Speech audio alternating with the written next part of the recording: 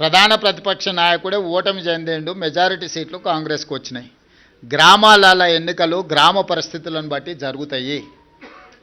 శాసనసభ్యుడినో మంత్రినో ముఖ్యమంత్రినో పట్టి జరగవు. ఓవరాల్గా ఫీల్ గుడ్ ఫ్యాక్టర్ ఉంటుంది. గ్రామంలో ఉండే నేపథ్యాన్ని, సామాజిక వర్గాల సమతుల్యతను దృష్టిలో పెట్టుకొని ఎన్నికలు జరుగుతాయి.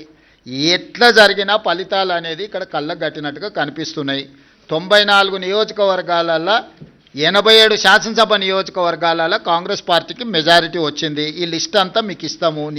ఏ నియోజకవర్గంలో ఎన్ని గెలిచినరో స్పష్టంగా మీకు లిస్ట్ ఇస్తాము. మీరు కావాలంటే నిజ నిర్ధారణ కమిటీ వేసుకొని ఆయా నియోజకవర్గాలలో మీరు పర్యటించండి. ఇన్ని 12,702 గ్రామ పంచాయతీల ఎన్నికలు జరిగినప్పుడు 1, 2, 3 అటో ఇటో ఫలితాలు వస్తాయి. ఆ ఫలితాలు అనేది భవిష్యత్తులో మన కార్యాచరణను సవరించుకోవడానికి ఉపయోగించుకుంటాం తప్ప దానికి మించి వేరే రకంగా దీని మీద చర్చించుకోవాల్సిన అవసరం లేదు.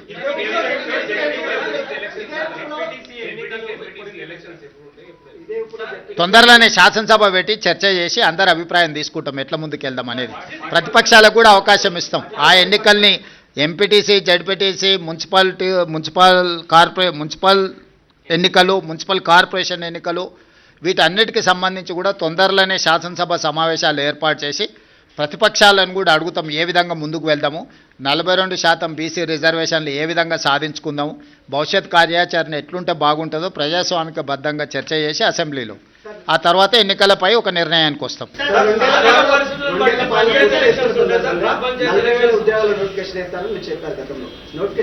వేస్తాం తప్పకుండా. ఇప్పుడు అన్ని పరిశీలిస్తున్నాం, సభలో చర్చించి తీసుకుంటాం. 66% మీరు గెలుస్తామని చెప్తున్నారు. కేటీఆర్ ఏమో రోజుకో జిల్లాలో ఆత్మీయ సమ్మేళనాలు పెడుతున్నాడు, మేము ఎనఫ్ సీట్లు గెలుస్తామని చెప్తున్నాడు.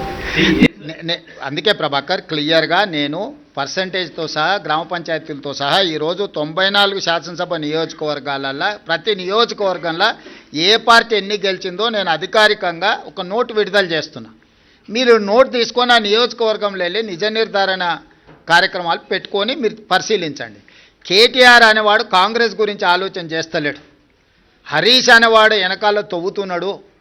కేటీఆర్ నాయకత్వంలో ఏ ఎన్నికలు జరిగిపోయినా ఓడిపోయిండు కాబట్టి నాయకత్వాన్ని మార్చాలని హరీష్ వెనకాల నుంచి ఏదైతే ప్రయత్నం చేస్తుండో ఆ విషయాన్ని ఏమంటారు డైల్యూట్ చేయడానికి పర్యటనలు పెట్టుకుంటున్నాడు తప్ప ఇది ప్రజలకు కానీ ప్రభుత్వానికి కానీ సంబంధం లేదు.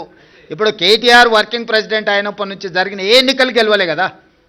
జనరల్లో అసెంబ్లీ కావచ్చు, జనరల్లో జరిగిన లోక్సభ కావచ్చు, తర్వాత జరిగిన పంచాయతీ ఎన్నికలు కావచ్చు.